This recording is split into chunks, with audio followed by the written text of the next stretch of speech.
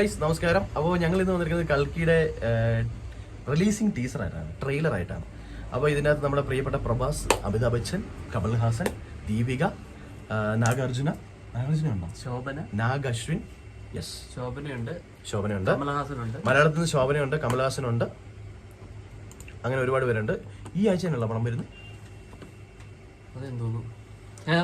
അപ്പോൾ screen play dialogues എല്ലാം നാഗ് അശ്വിനാണ്. ഒന്ന് കണ്ടു നോക്കാം അല്ലേ?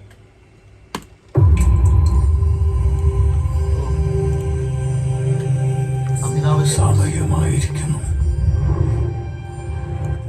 ഭഗവാന്റെ ഉള്ളിലാണ് സൃഷ്ടികർമ്മം നടക്കുന്നത്. ആ ഭഗവാനാണ് പാമ്പയുടെ ഉദരത്തിൽ.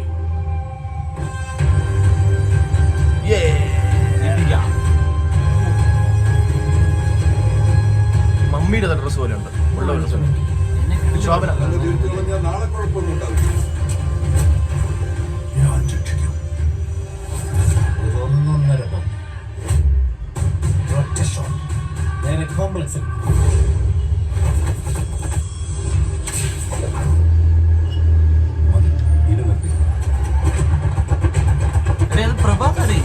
മനസ്സിലായടാ ഞാനേ.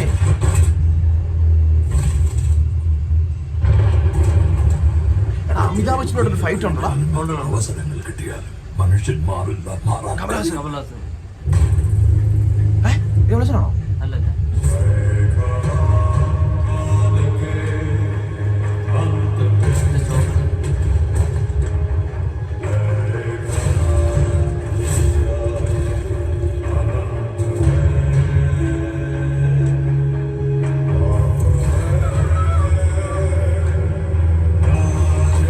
ഇത് ഒറ്റ പാർട്ടാണോ അല്ലേ?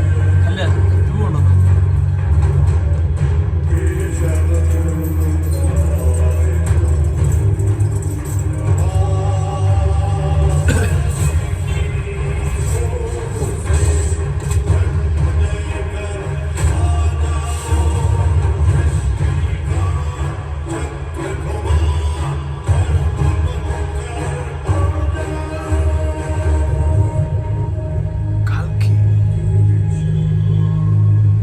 യുദ്ധത്തിൽ കേവലം മൃത്യുവാണ് ജയിക്കുന്നത്.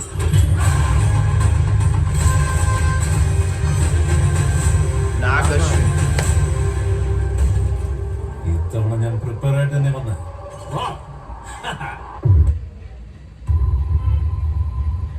എടാ ഇതിന്റെ സ്റ്റോറി നീ കണ്ടോ? എന്നാ? അതായത് ഇവര് ഭയങ്കര അഡ്വാൻസ്ഡ് ആയിട്ടുള്ള ആൾക്കാരാണ്. ഇവർക്ക് ഒത്തിരി മിഷനറി സാധനങ്ങളെല്ലാം ഉണ്ട്. ആ.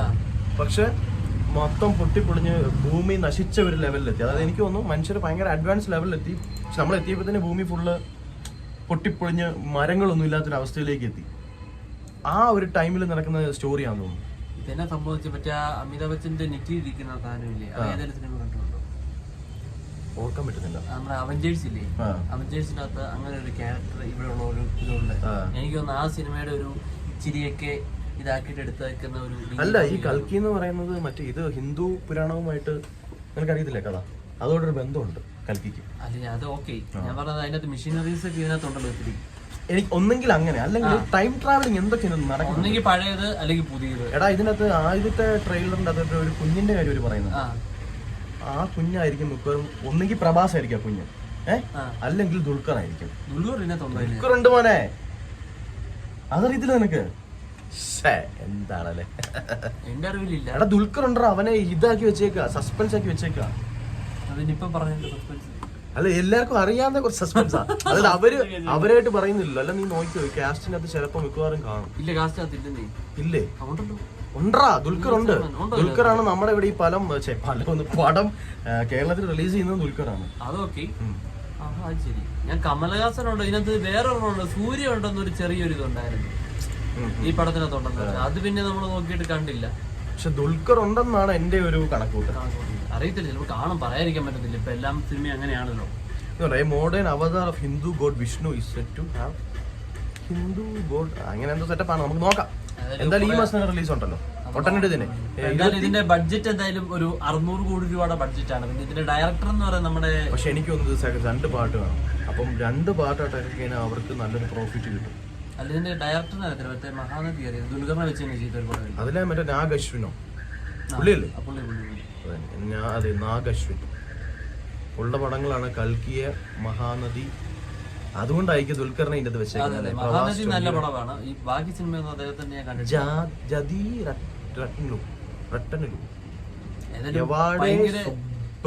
ബഡ്ജറ്റ് ഇങ്ങനെ ഒരു പടം എടുത്തത് പാതിവേട്ട 600 കോടി. എന്തായാലും അടിപൊളി സാധനം കേട്ടോ. എനിക്ക് ഫസ്റ്റ് ട്രെയിലറിനേക്കാളും സെക്കൻഡ് ട്രെയിലർ എനിക്ക് ഭയങ്കര. പക്ഷെ ഇതിനകത്തൊന്നും അറിയാനില്ല. ഈ എഡിറ്റിംഗ് മറ്റേ നമ്മളെ കാണുമല്ലോ മോർഫിംഗ്, മറ്റേ ഒരു ചെറിയൊരു വൃത്തിയായിട്ടൊരു എഡിറ്റിംഗ്, അതൊന്നും അല്ല. നല്ല ഒരു ഭംഗിയുണ്ട്. സൂപ്പർ. എന്തായാലും ഈ പടത്തിന് റിലീസ് അപ്പാര റിലീസ്.